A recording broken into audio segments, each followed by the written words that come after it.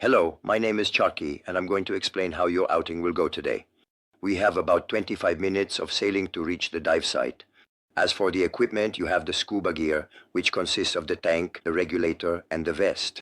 In this 12-liter dive tank, you have compressed air at 200 bars of pressure, which is equivalent to 2,400 liters of air when released. An average diver uses 20 liters per minute, which means 2 hours of autonomy at today's depth. So you have more than enough air for your introductory dive. The regulator is attached to the air outlet of the tank by its first stage, and there are 2 second stages with their mouthpieces. For your first dive, you will use the single main black regulator. The regulator will allow you to breathe. You just need to put it in your mouth and inhale, and the air will come instantly. Next, you have the pressure gauge, which lets you know the air pressure inside the tank, and the inflator hose, which supplies compressed air to the buoyancy control device. Then you have the wetsuit to put on. Make sure to position the main zipper on the front, not on the back. You also have a mask, a snorkel, and fins, which will allow you to go snorkeling while you wait to start your introductory dive with your instructor. During your introductory session with your instructor, you will be able to do small flutter kicks, like the crawl stroke with your fins. But these kicks should be slow so you can fully enjoy your dive and not scare the fish. It is important not to swim with your arms. How is it going to happen?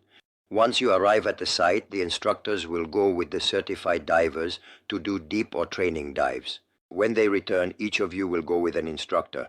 During your introductory dive, your instructor will always be by your side, holding your tank with one hand and your arm with the other. You will never be alone. He will always be with you. Your diving suits will already be positioned at the back of the boat. All you need to do is move to the rear platform, sit down to put on your fins and mask, and then slide into the water to join your instructor.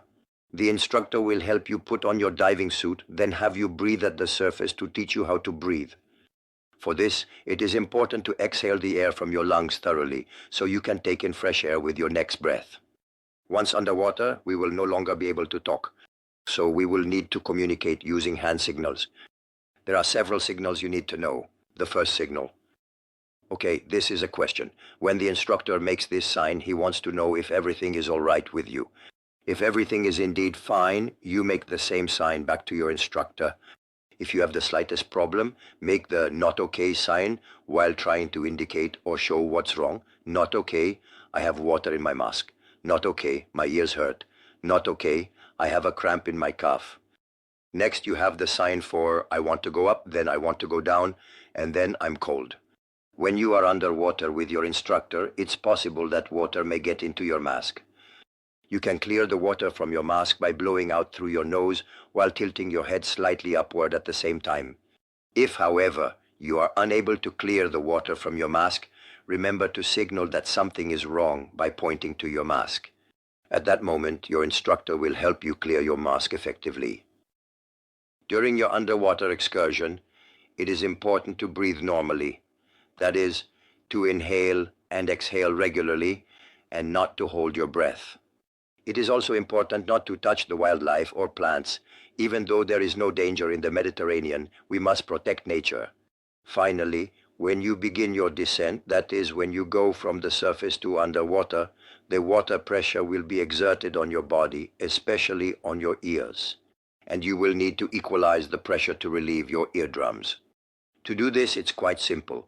Regularly, during your descent, or as soon as you feel any slight discomfort in your ears, pinch your nose through the skirt of your mask, then blow gently through your nose to equalize the pressure in your ears. You have probably already done this maneuver when you went up to the mountains or when you took a plane. You can now check if this works. Pinch your nose and blow gently through your nose without forcing. You should feel a slight pop in your ears. If, however, your ears hurt, remember to signal that something is wrong by pointing to your ear to your instructor. At that point, your instructor will have you ascend very slowly, which will reduce the pressure on your ear. As soon as you feel that everything is fine, don't forget to give them the OK sign so they can stabilize at that depth. That's it. This briefing for your introductory dive is now over. Of course, if you have any questions at all, we are here to answer them. Enjoy your dive.